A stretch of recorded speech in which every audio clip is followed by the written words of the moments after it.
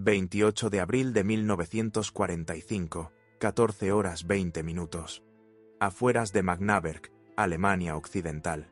El soldado de primera clase Daniel Hoffmann apuntó su Mono Garand hacia la figura que se movía entre los escombros delante de él. Su dedo estaba sobre el gatillo, listo para disparar a lo que debería haber sido otro soldado Wehrmacht. Entonces, la figura se levantó con las manos en alto, y la respiración de Hoffmann se detuvo en su garganta. El soldado no podía tener más de 14 años.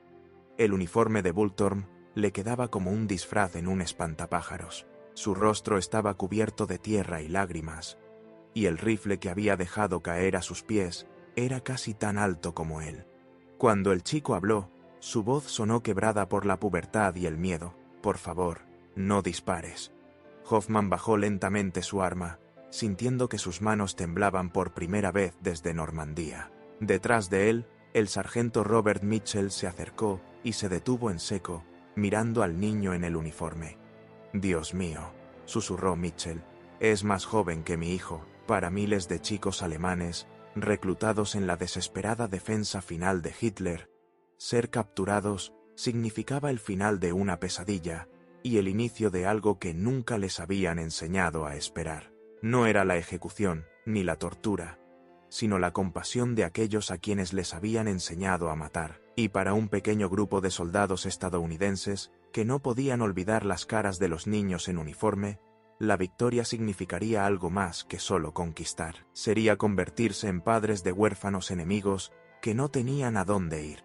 La cosecha desesperada. A principios de 1945, la Alemania nazi estaba consumiendo a sus propios hijos para alimentar una guerra que ya estaba perdida. La situación había pasado de ser una milicia de último recurso a una recolección sistemática de jóvenes, chicos sacados de las escuelas, de casas destruidas por bombardeos, de cualquier lugar donde pudieran ser encontrados y armados con armas que apenas sabían manejar. Las cifras contaban una historia de desesperación institucional.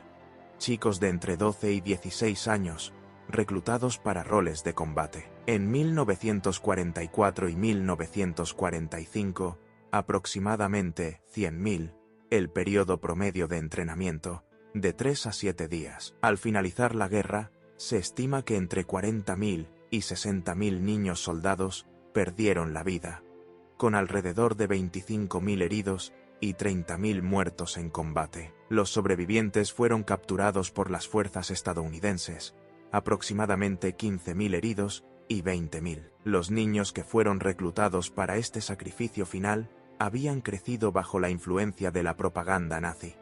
Muchos de ellos en la juventud hitleriana desde los 6 años, donde les enseñaron que morir por el Führer era el mayor honor, que los estadounidenses eran monstruos subhumanos y que rendirse significaba sufrir torturas peores que la muerte. Cuando se encontraron en manos estadounidenses, su visión del mundo se desmoronó de inmediato. Un joven de 14 años, Werner Schmidt, había disparado un lanzacohetes contra un tanque estadounidense cerca de Leipzig. La explosión del arma lo dejó inconsciente, y al despertar se encontró en un puesto de socorro estadounidense, donde un médico le estaba vendando las quemaduras. «Pensé que estaba en el infierno», recordó décadas después. «Me habían enseñado que los estadounidenses desollaban a los prisioneros vivos. En cambio, lo primero que sucedió fue que un soldado me dio morfina para el dolor y me llamó hijo». Las primeras confrontaciones. Las fuerzas estadounidenses que avanzaban por Alemania en la primavera de 1945 no estaban psicológicamente preparadas para el uso sistemático de niños como combatientes. Los veteranos de guerra que habían luchado por toda Europa se encontraron de repente con enemigos que parecían más bien alumnos de secundaria que soldados en un campo de batalla. El sargento de Estado Mayor James Walsh, de la tercera división acorazada, relató su primer encuentro con los niños soldados de Bulkerm, cerca de Paderborn. «Recibimos disparos desde un edificio y respondimos. Cuando logramos despejar la zona, encontramos a 6 chicos dentro. 2 estaban muertos. Los otros tenían tal vez 13 o 14 años, llorando y suplicando que no los mataran. Uno de mis hombres, que era padre de 3, simplemente se sentó en el suelo y comenzó a llorar.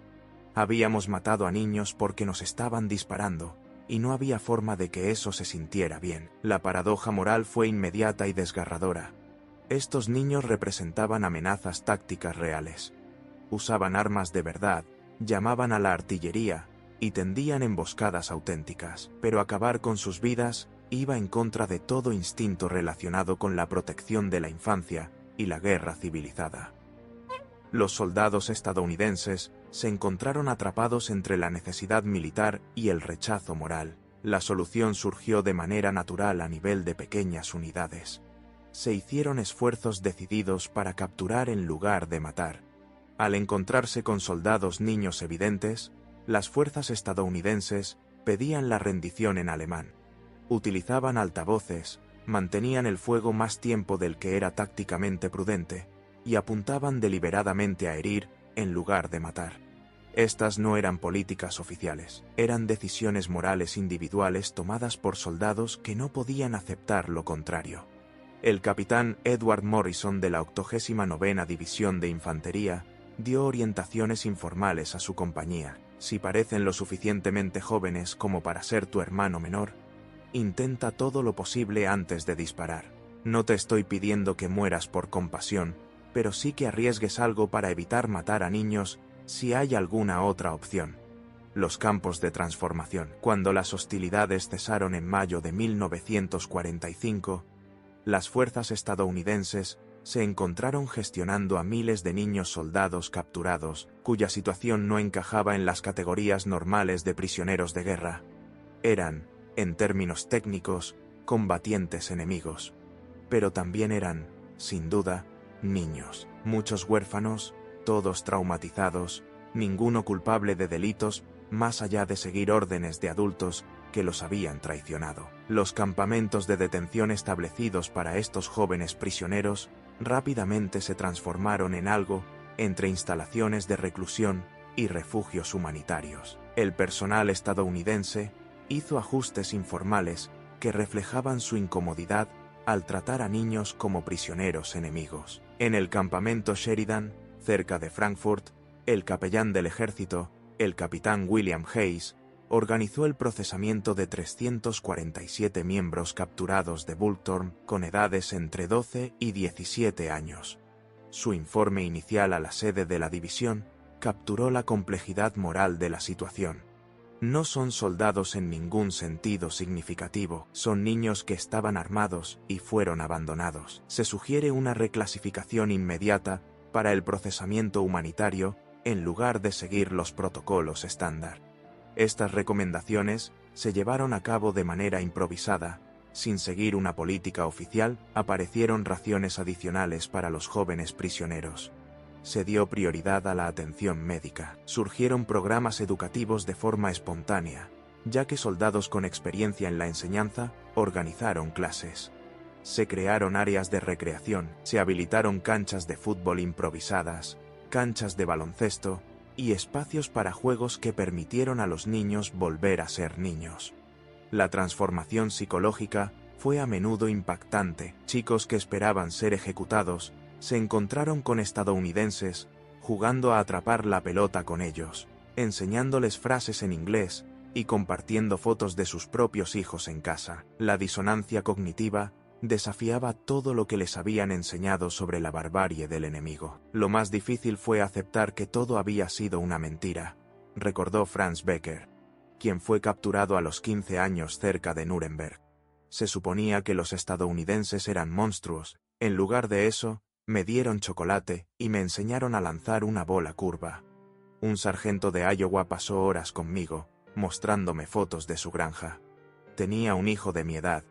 La amabilidad que recibí fue más difícil de asimilar que el combate mismo. La crisis de los huérfanos. Mientras las autoridades de ocupación estadounidenses realizaban censos y trataban de reunir a las familias, la magnitud del abandono infantil se hizo aterradoramente evidente. La juventud hitleriana y el Volkssturm habían reclutado a chicos de toda Alemania, a menudo separándolos de familias que ya estaban desgastadas por los bombardeos, las evacuaciones y las bajas. Muchos no tenían a dónde regresar, con padres fallecidos, ciudades destruidas y redes familiares desintegradas. Las cifras reflejaban una generación de niños abandonados. Al final de la guerra, había alrededor de 500.000 huérfanos de guerra alemanes. Se estimaba que entre 8.000 y 12.000 eran exsoldados infantiles, sin familiares vivos. En las zonas de ocupación estadounidense, había aproximadamente 150.000 huérfanos que necesitaban atención. En los centros de acogida, había entre 5.000 y 7.000 exmiembros del Volkssturm. El gobierno militar estadounidense se enfrentó a un reto administrativo y moral sin precedentes. Estos niños necesitaban comida, refugio, atención médica, educación y apoyo psicológico. Muchos de ellos seguían vistiendo trozos de uniforme porque no tenían otra ropa. Algunos se negaban a revelar sus verdaderos nombres, avergonzados de haber luchado por un régimen que ahora es condenado por todos. El ejército de los Estados Unidos respondió con recursos que superaban las mínimas obligaciones humanitarias. Se crearon instalaciones para huérfanos en edificios requisados. Antiguos centros administrativos nazis se convirtieron en cuarteles militares. El personal estadounidense estaba compuesto por una mezcla de soldados de ocupación, trabajadores de ayuda a personas desplazadas y civiles alemanes considerados políticamente aceptables. La capitana Sarah Chen, del cuerpo de enfermeras del ejército, supervisaba la atención médica de 180 niños huérfanos en una instalación cerca de Múnich. En sus cartas a casa, describía la situación. Están físicamente desnutridos y emocionalmente destrozados. Muchos sufren de pesadillas. Algunos todavía se echan atrás cuando nos acercamos, esperando que haya violencia.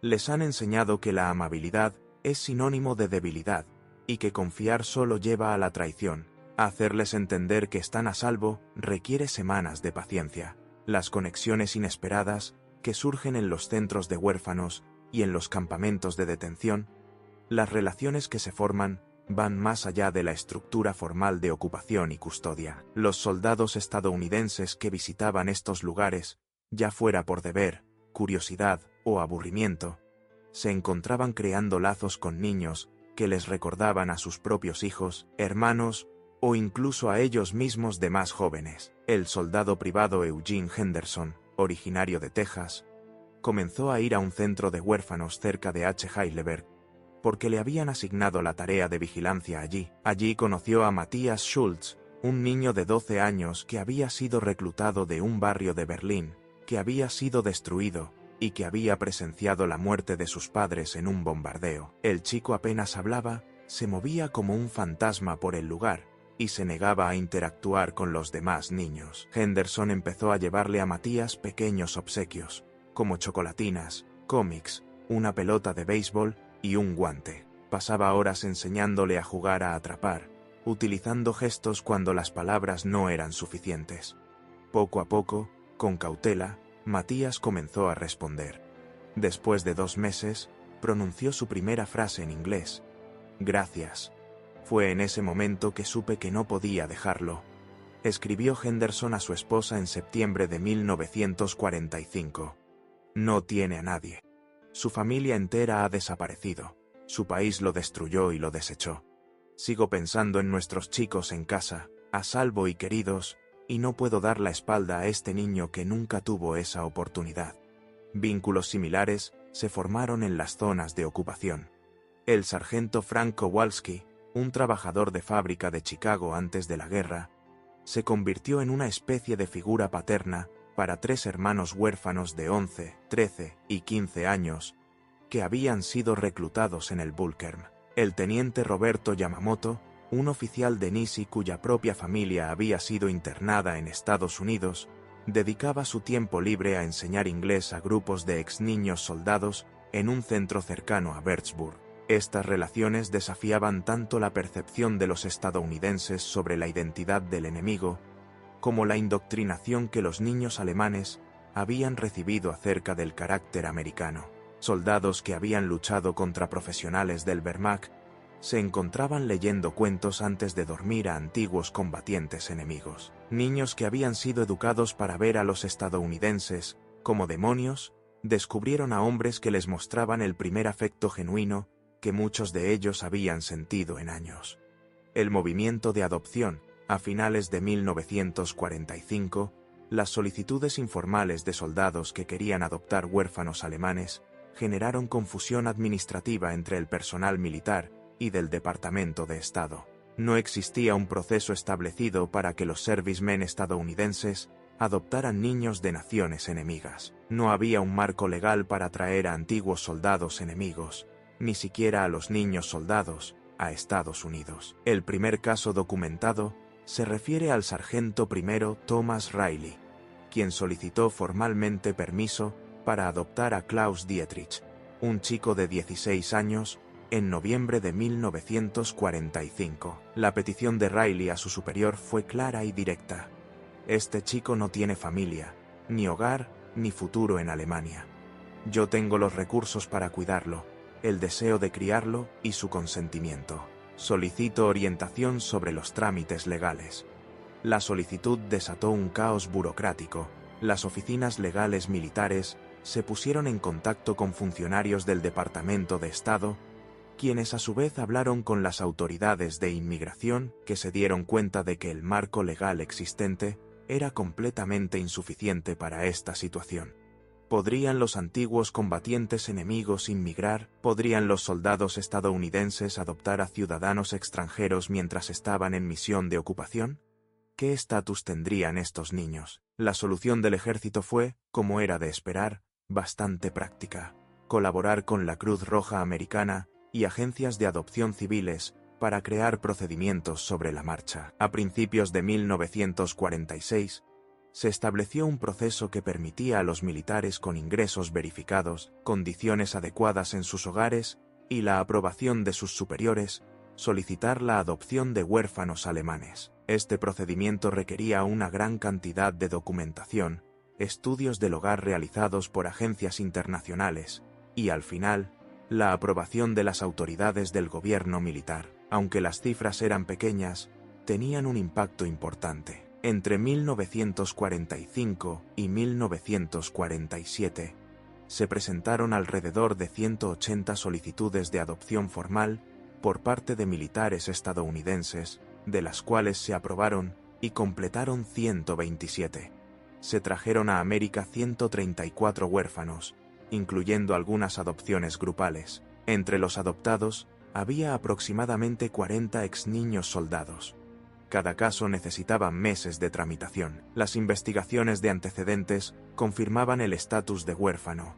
Aseguraban que no había familiares vivos o que pudieran ser localizados, y evaluaban la idoneidad de los futuros padres adoptivos. Los militares estadounidenses debían demostrar que podían mantener económicamente a un niño, ofrecer un hogar estable e integrar a un huérfano de guerra que hablaba alemán en la sociedad estadounidense. La travesía de este proceso era larga. En marzo de 1947, un primer grupo de 8 huérfanos alemanes adoptados se embarcó junto a sus nuevos padres estadounidenses en un transporte militar que los llevó de Bremerhaven a Nueva York. Los chicos tenían entre 11 y 17 años.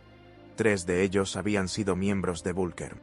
Todos estaban emprendiendo un viaje que jamás habrían podido imaginar 2 años antes, cuando vestían uniformes del enemigo. La escena en el puerto fue capturada por fotógrafos y reporteros del ejército que vieron el interés humano de la historia. Antiguos soldados enemigos subiendo a barcos estadounidenses, no como prisioneros, sino como hijos. Chicos alemanes que habían disparado contra estadounidenses, ahora viajando bajo la protección de Estados Unidos, hacia sus nuevos hogares. El joven de 15 años, Berer Schmidt, se encontraba en la cubierta junto a su padre adoptivo, el sargento James Walsh, observando cómo la costa alemana se desvanecía. No podía dejar de pensar que no era real, recordó décadas después. Hace 2 años, intenté matar estadounidenses. Ahora, iba a vivir en América con uno de ellos. Toda mi percepción del mundo había estado basada en mentiras, y la realidad era tan extraña que no podía asimilarla. Las llegadas a América generaron noticias locales que captaron la atención del público. Las comunidades se unieron en torno a los huérfanos adoptados, brindando ropa, útiles escolares y apoyo acogedor. Las iglesias organizaron recolectas, los vecinos donaron muebles para las habitaciones que se estaban preparando. Familias estadounidenses que habían enviado a sus hijos a luchar contra los alemanes, ahora recibían a niños alemanes en sus comunidades. Los padres adoptivos enfrentaron dificultades para integrar a los huérfanos de guerra, traumatizados en la vida estadounidense. Las barreras del idioma exigieron paciencia y creatividad, las pesadillas persistieron durante años. Algunos chicos lidiaban con la culpa por su pasado, mientras que otros tenían problemas para adaptarse a una sociedad que parecía increíblemente abundante, tras años de escasez y destrucción. Sin embargo, el patrón predominante fue la integración exitosa. Los huérfanos adoptados aprendieron inglés, asistieron a escuelas estadounidenses y formaron parte de comunidades que los acogieron, demostrando que incluso los enemigos más acérrimos podían encontrar la reconciliación. Se convirtieron en un testimonio viviente de que la compasión podía superar las fronteras nacionales, que los niños eran solo niños, sin importar los uniformes que hubieran llevado. El proceso psicológico que eso implicaba, tanto para los pequeños adoptados como para sus nuevos padres. Las relaciones requerían lidiar con una complejidad psicológica profunda. Veteranos estadounidenses, que habían perdido amigos a causa del fuego alemán, ahora criaban a niños alemanes en sus hogares. Chicos alemanes, que habían sido enseñados a matar estadounidenses, ahora llamaban «papá» a esos americanos y juraban lealtad a la bandera de Estados Unidos. El trabajo psicológico era continuo y a menudo complicado. Los terapeutas que atendían tanto a las familias adoptivas como a los huérfanos documentaban los retos de construir confianza a través de las divisiones nacionales y lingüísticas, de procesar el trauma de la guerra dentro de nuevas estructuras familiares y de reconciliar identidades pasadas y presentes. El Dr. Margaret Hayes, una psicóloga que trabajó con huérfanos alemanes adoptados en Nueva York, habló sobre el reto terapéutico que enfrentó. Estos chicos llevan consigo múltiples capas de trauma. Han vivido en combate, han perdido a su familia, han visto la destrucción de su hogar y han tenido que lidiar con el colapso de la ideología en la que habían sido educados. Luego, son trasladados a un país extranjero con costumbres diferentes, donde se espera que se integren y prosperen. La resiliencia que demuestran es impresionante. Los padres adoptivos también llevaban sus propias cargas. Muchos se enfrentaron al juicio de la comunidad. Vecinos que se preguntaban por qué traían a niños enemigos a América cuando los veteranos estadounidenses necesitaban apoyo. Algunos recibieron críticas de otros veteranos que consideraban que adoptar huérfanos alemanes era una traición a los camaradas que habían muerto luchando contra los alemanes. El soldado Eugene Henderson tuvo que responder a preguntas hostiles en su puesto de la Legión Americana en Texas. Su respuesta se volvió muy citada. «No traicioné a nadie, luché contra alemanes que lo merecían». Matías tenía 12 años y no tuvo opción sobre estar en uniforme. Adoptarlo no deshonra a los hombres que perdimos. Al contrario, honra lo que estábamos defendiendo.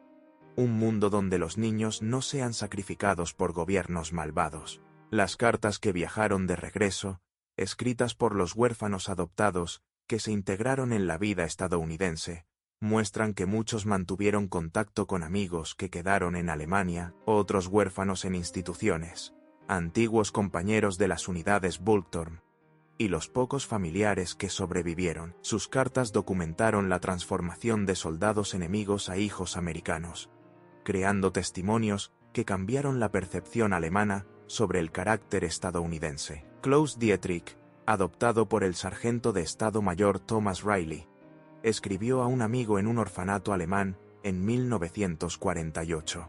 «No te lo vas a creer, América es increíble. Mi padre, ahora lo llamo papá, trabaja en una fábrica y tenemos una casa con 3 habitaciones. Voy a la secundaria y juego en el equipo de béisbol. La gente sabe que soy alemán y que estuve en el Bulltorm, pero me tratan como a cualquier otro chico. La propaganda que nos enseñaron estaba completamente equivocada.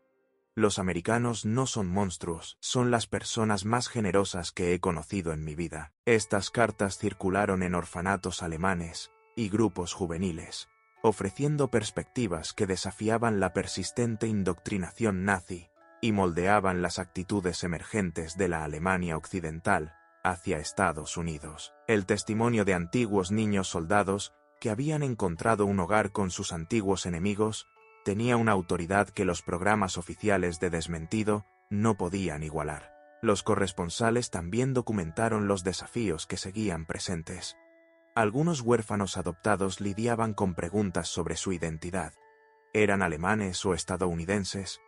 Podían ser ambas cosas. Otros enfrentaron discriminación a pesar del apoyo de sus familias adoptivas.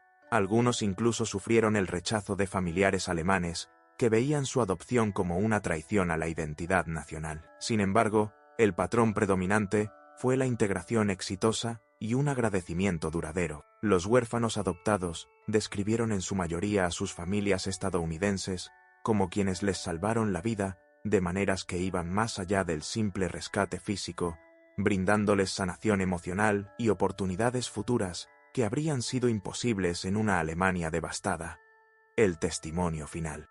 El 8 de mayo de 1995, en el 50 aniversario del Día de la Victoria en Europa, Berer Schmidt, de 73 años, se encontraba en el monumento de la Segunda Guerra Mundial, en Washington, D.C., junto a su padre adoptivo, James Walsh, que ya tenía 91 años.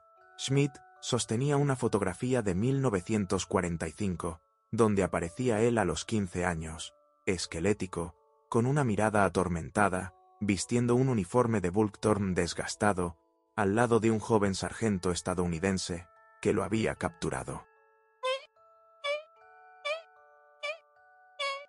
Él podría haberme matado, le contó a un periodista.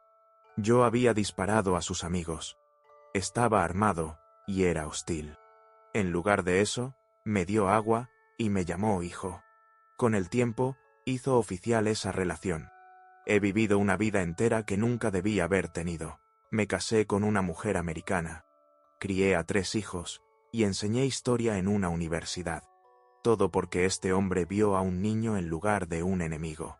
Walsh, apoyándose con fuerza en su bastón, puso su mano en el hombro de Schmidt. Era solo un chaval, dijo el viejo veterano en voz baja. Le habían puesto un uniforme y le habían dado un rifle, pero seguía siendo solo un chaval. Yo tenía hijos en casa.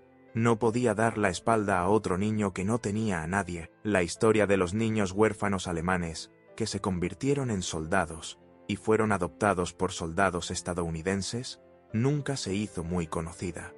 No hubo grandes películas que la dramatizaran. Pocos libros de historia le dedicaron más que unas pocas líneas al tema, pero para los 134 huérfanos que cruzaron el Atlántico para convertirse en hijos estadounidenses, y para los soldados que eligieron la paternidad en lugar del odio, la historia representó algo fundamental sobre la posibilidad de redención. Incluso después de los conflictos más terribles, demostraron que la misericordia podía superar la amargura de la guerra, que los niños son niños sin importar los uniformes que hayan llevado, y que algunas victorias se miden no en territorios conquistados, sino en vidas recuperadas de las ruinas de la ideología y la violencia. Los soldados que derrotaron a la Alemania nazi ofrecieron un último regalo a algunos de sus más jóvenes afectados: un futuro digno de ser vivido, un hogar construido sobre la compasión en lugar del odio, y la oportunidad de convertirse en algo más de lo que la guerra intentó convertirlos. En tranquilos pueblos estadounidenses, hombres con acento alemán cuentan a sus nietos sobre el día en que intentaron matar a estadounidenses y en su lugar encontraron a padres que les enseñaron el verdadero significado de la misericordia. Y en el espacio que hay entre esos dos momentos, entre el niño soldado que se rinde en medio de las ruinas y el anciano que se encuentra en un memorial junto al veterano que se convirtió en su padre, se encuentra la prueba de que, incluso después de lo peor que la humanidad puede infligir, la redención sigue siendo posible para aquellos que están dispuestos a elegirla.